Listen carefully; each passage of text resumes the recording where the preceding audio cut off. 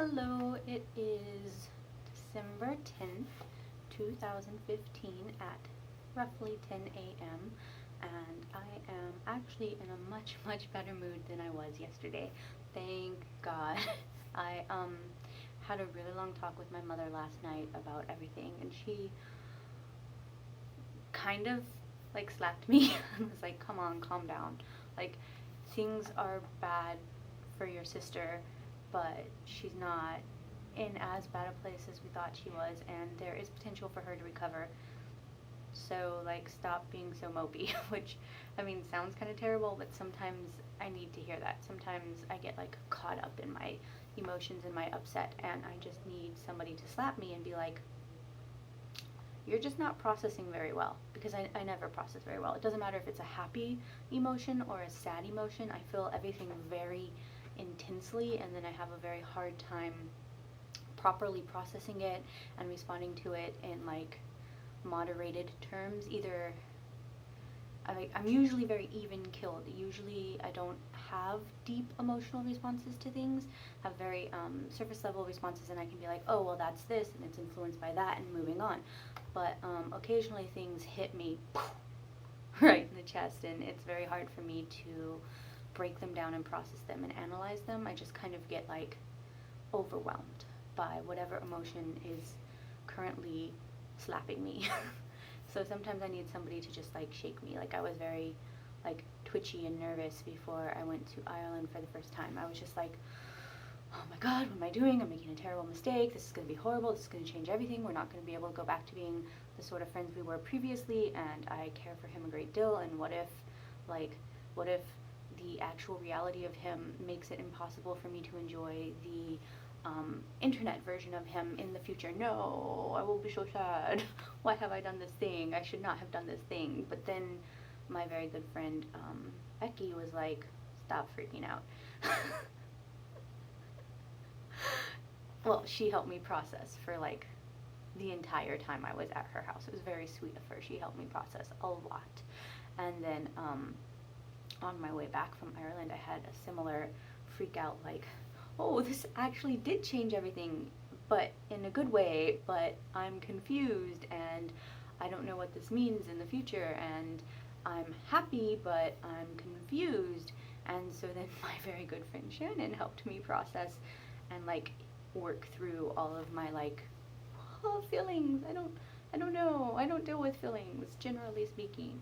Like, I'm a little bit, I say I'm heartless. I say I have a stone for a heart. It's not true. It's just, I have a very small heart. It's very, once you're inside of it, it's huge. It's like all the care and affection and tenderness you could ever want. But to get in is a very narrow passageway, and you have to actually work pretty hard to get there. Like, friends or whatever, like, I consider people I meet who I like to be acquaintances for years. Like, we hang out, we have fun times, but we're not really friends. Like, not, because my friends are kind of like on the shelf of like, I love them, I adore them, I would do anything for them, I would like completely rearrange my schedule to be there for them, I would cross the country if they needed me to. Like, I'll be there for them, they're my friends, I love them.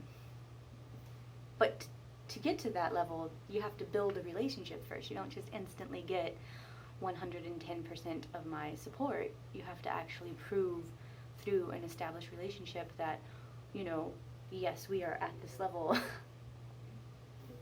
I don't know, I'm just kind of babbling about my broken relationship status. I don't know. My inability to process emotions properly, that's what I was babbling about. I get lost sometimes in my own head. Anyways, I'm in a obviously much better mood today, having had somebody else help me process my emotions, and also having received a number of really wonderful supportive comments from people who I treasure dearly, who are my friends and I love. And yeah, what else is new in my life? I talked rather a lot to my Irish gentleman about the situation with Turkey and Russia. Does anyone want to hear the conclusions to that? Probably not. Probably not. And I listened to one of my coworkers rant about who is responsible for providing lunches at senior management meetings when you're going on site to visit a customer. Yes, they are a customer and you are the vendor, but you are on site there and they are hosting you. Should you, the vendor, provide lunch for them because they're the customer, or should they, the customer, provide lunch for you, the vendor, because you are visiting their facilities? Personally, I feel the host provides. If you are hosting a meeting and you know there will be senior management there, you provide the lunch, because it's very tricky for your somebody coming from out of town flying in to arrange lunches, because they don't know the area, they don't know your vendors, they're not going to be able to call and say, oh, well, I know that this particular customer has an established relationship with this particular vendor and they are able to deliver to their facilities. Like, it's very difficult for an incoming party to know that sort of detail. So it's always the host's responsibility to provide something like a lunch, I personally feel. But I advised her in the future, since the customer in question was like, when she was like, hey, so where's the lunch? And the customer was like, you should have provided it, you're the vendor. She was a little bit like, oh, I was supposed to fly up here and handle your nonsense and order you a lunch? Okay. And I told her in the future what she needs to do is establish in advance who's going to take care of the lunches. And then if she's expected to handle the lunches, then she can, make it happen so that there aren't senior level members of staff sitting there being like, I've been in a meeting for 7 hours and I didn't even get a snack, which you never want, because I'm about to say something about senior management that I probably shouldn't, but they have expectations. They have expectations and of a level of support, and when those expectations are not met, they get a little twitchy. There. That's a very polite way to say it. Members of senior management have worked their way up the ladder and they just expect certain things. They expect to go first class, they expect to have the best hotel suite, they expect to have lunches, give it to them, and not to have the cheap sandwich lunch either. They want the fussy lunch that's really expensive that has crab in it or whatever. And that's what for the most part, senior management expects.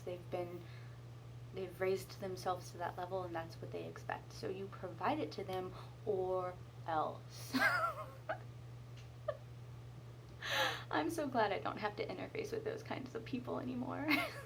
I used to, but I've moved far enough up that I'm now buffeted. There's people below me who have to interact with them for those sorts of providing services and making sure that their car shows up on time or whatever, and there's people above me who have to interface with them because they have to actually attend meetings and present things to them, and I am neatly sandwiched in the middle where they never see me and don't need to know my name.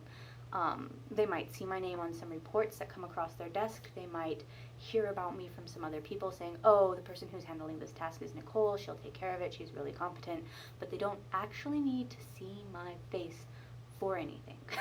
And that makes me very happy. Maybe when I've progressed up the ladder a little bit more, I'll be more able to deal with that sort of presumptive entitlement. I don't know.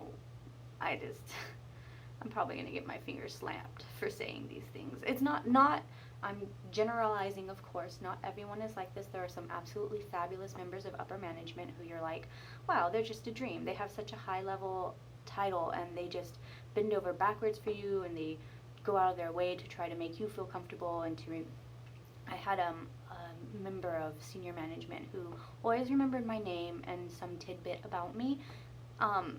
Every time he saw me, even if he just saw me in the elevator, we're both going up to wherever, and he'd be like, oh, hey Nicole, how are you? How's blah? And I'd always be like, that's so, he knows who I am. And he makes a point of remembering something about me. That's really wonderful, as opposed to another member of upper management who I interacted with quite frequently who could never remember my name. How hard is it to remember my name? If you know that you're going to be meeting, we're going to be involved in the situation, and I'm clearly on the invite as the person who is organizing this event, you can't even remember the name of the person organizing the event for you? really? Every time it's like Groundhog's Day. Oh, who are you again? Dude, I have arranged 5 of these events in the last year. You've seen my face 5 times this year alone, and you can't remember who I am? WTF, that tells me that you don't have a very, you know, you don't care about your support staff. Which, I mean, you're not entitled to care about support staff, but you should, because they make your life easy. If you have crap support staff, then you have crap, like event. Oh, there's not enough guacamole because your support staff didn't order enough guacamole or whatever. It's just like basic. I really am ranting now. I need to stop. Bye.